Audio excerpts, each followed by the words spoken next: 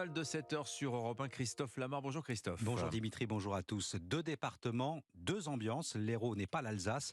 Emmanuel Macron a entendu d'un peu plus loin les concerts de sifflets et de casseroles. Dispositif de sécurité oblige. Première étape à Ganges, dans un collège. Puis arrêt surprise à Pérols. Un président moins chahuté, mais un peu quand même. Qu'importe Jacques Serret, le chef de l'État fait un pari, celui d'une lassitude des opposants, même les plus féroces. Oui, Emmanuel Macron est à l'offensive, aussi bien par les mots que par l'image. Table ronde en extérieur dans une cour de récréation de Ganges, verre en terrasse improvisé dans la commune de Pérols. Le chef de l'État veut montrer que les manifestants ne l'empêcheront pas de dérouler son programme. Nous n'avons pas de temps à perdre, glisse-t-il en faisant des selfies. Et le président n'y va pas par 4 chemins pour condamner la coupure de courant dans l'établissement scolaire orchestré par la CGT. Il faut séparer le désaccord de l'incivisme, juge-t-il hors micro. Et c'est alors que le président en vient presque à relativiser la séquence politique du moment. J'ai déjà connu ces fluctuations, analyse-t-il, comme s'il était intimement convaincu que ses opposants finiront bien par passer à autre chose. D'ailleurs, il n'écarte pas l'idée que son gouvernement puisse de nouveau actionner un 49-3 si Elisabeth Borne a annoncé qu'elle ne souhaitait plus y avoir recours en dehors des textes budgétaires. Lui assume, confidence du président hors micro, je ne suis pas responsable des interviews de la première ministre. Jacques Serret du service politique d'Europe 1 et Emmanuel Macron qui a profité de ce déplacement sur le thème de l'école pour annoncer une hausse de la rémunération des enseignants dès la rentrée de septembre, entre 100 et 230 euros net mensuels. Le chef de l'État dont la cote de popularité s'effondre, 26% de Français déclarent lui faire confiance. Il faut remonter aux gilets jaunes pour retrouver un tel plancher. Elisabeth Borne obtient 27% dans ce même sondage réalisé par l'Institut BVA. Alors cette enquête révèle aussi qu'un quart des Français se dit résigné depuis la promulgation de la loi sur la réforme des retraites. Ce n'est pas le cas de l'opposition parlementaire. Les députés Lyotte viennent de déposer une proposition de loi visant à abroger la réforme. Le texte qui a reçu le soutien de la NUPES et du Rassemblement national sera débattu le 8 juin dans le cadre d'une niche parlementaire. L'épilogue d'une affaire qui empoisonnait le diocèse de Strasbourg, la démission de l'archevêque Monseigneur Luc Ravel, mis en cause depuis plusieurs mois pour son autoritarisme. Les conclusions de l'enquête interne ordonnée par le Vatican ne lui auraient pas laissé le choix. C'est en tout cas l'une des raisons qui expliquerait son départ. Mélina Fachin, correspondante d'Europe 1 à Strasbourg.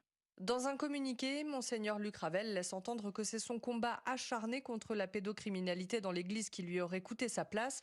Mais pour Jean-Paul Blatz, président de l'association catholique d'ouverture Jonas Strasbourg, c'est l'autoritarisme de l'archevêque qui posait problème. La conception de Monseigneur Ravel, c'est que l'Église est une pyramide. Au sommet, il y a un chef qui commande aux prêtres, qui sont des officiers, qui doivent faire obéir le peuple, ce qu'on appelle le troupeau traditionnellement dans l'Église catholique. C'est ce que le pape François appelle le cléricalisme autoritaire et irrespectueux des baptisés. Monseigneur Ravel a amené dans le diocèse de Strasbourg des prêtres qu'on appelle traditionalistes. Et cela aussi a été très mal vécu, puisqu'ils sont autorisés à célébrer la messe non seulement en latin, mais la messe qui n'existe plus officiellement depuis 50 ans. Les méthodes de Monseigneur Ravel dérangeaient également. Il y a 2 semaines par exemple, il aurait limogé son évêque auxiliaire dans un simple courrier glissé sous sa porte.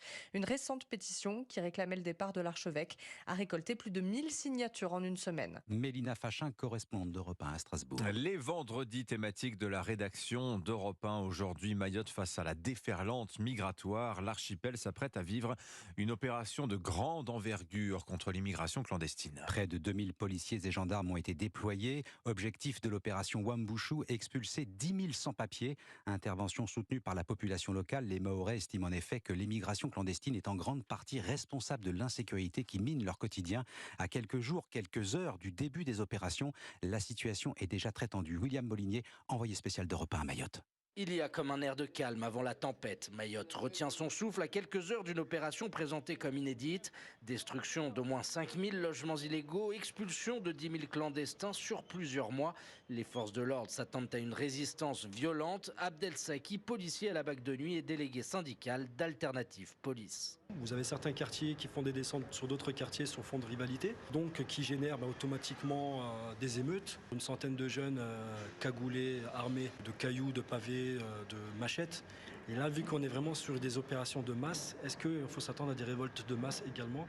Et là, ce sera à nous, policiers, sur le terrain, de gérer tout ça. Selon les informations d'Europe 1, les premiers coups de pelle dans les bidonvilles sont prévus à partir de lundi. D'ici là, les services de l'État se préparent. Les policiers de la CRS 8 venus de Paris vont être briefés aujourd'hui par leurs collègues locaux.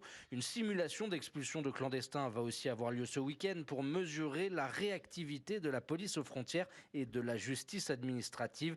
Car avec au moins 55 000 clandestins sur l'île, le système risque de saturer rapidement. William Molinier, envoyé spécial d'Europe 1 à Mayotte. Et nous serons en liaison dans quelques minutes avec une habitante de Mayotte. Que pense-t-elle? Comment appréhende-t-elle le début de ces opérations? Rendez-vous dans moins de 5 minutes. Comment pallier la pénurie de main-d'œuvre? Une entreprise de la Sarthe distribue des tracts directement dans les boîtes aux lettres pour trouver les salariés de demain. La manufacture de l'éphémère est installée à Tufféval de la Chironne. Elle est spécialisée dans les serviettes de table. Faute de candidature spontanée, elle a donc eu cette idée originale et figurez-vous que ça a marché. 3 personnes viennent d'être recrutées. Reportage Inès Zegloul. Vérifier que les serviettes ne soient pas pliées. Au milieu des machines, si les grosses bobines de Watt deviennent de petites serviettes, c'est grâce à Nacera et un tract convaincant dans sa boîte aux lettres. Vous souhaitez travailler à proximité de chez vous, rejoignez l'entreprise familiale. Fraîchement arrivée de Paris, elle n'a pas hésité. J'ai cherché un emploi assez fixe aussi. C'est la première fois que je vois un tract où on propose du travail. En postulant, j'ai regardé sur le site et j'ai vu que c'était vraiment vrai. Alors Christophe, voici le prospectus. Est-ce que vous pouvez me raconter son histoire? J'étais au courrier et puis j'ai vu ça. Christophe, lui, règle les engins des mois qu'il était au chômage, une véritable aubaine. Sans ça, l'entreprise, je la connaissais pas en fait.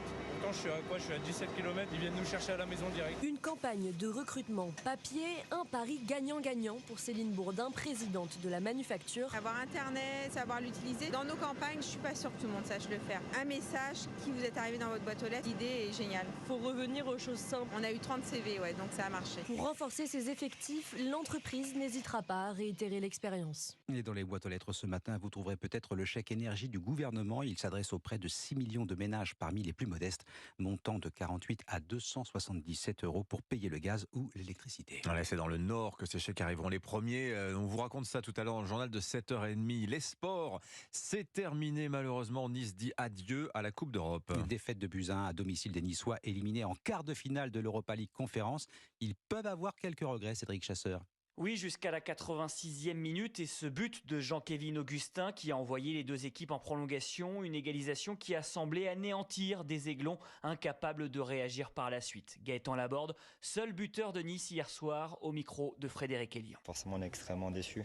Non, là, ça aurait dû être une belle fête pour nous, pour nos supporters, pour tout le peuple niçois et aujourd'hui, ça, on a failli et forcément, on est extrêmement déçus. Une faillite collective pour une équipe qui s'est délitée au fil des minutes. Les changements effectués par Didier Digard ont même affaibli sa formation, à l'image des entrées désastreuses de Pépé et de Rosario. Mais l'entraîneur n'est pas fâché contre ses joueurs. Je pense que malgré tout, ils ont tout donné, même s'ils ne l'ont pas bien fait et qu'on aurait dû faire mieux, tous ensemble, moi le premier. Mais j'essaye de prendre un peu de recul, même si c'est dur ce soir, et je ne vois pas ce qu'on aurait pu faire d'autre. Un aveu d'impuissance qui symbolise l'échec des Niçois, incapables de gagner depuis 2 mois et éliminés piteusement en quart de finale de Ligue Europa Conférence. Cédric Chasseur du service des sports d'Europe 1, et il n'y a plus de club français engagé en Coupe d'Europe. Ouverture de la 32e journée de Ligue 1 ce soir, Angers PSG à 21h. Ce sera à suivre bien sûr dans Europe 1 Sport. Merci beaucoup Christophe Lamar. On vous retrouve tout à l'heure à 8h30. Il est 7h09 sur Europe 1. Dans un instant, Dimitri, votre invité. Oui, nous sommes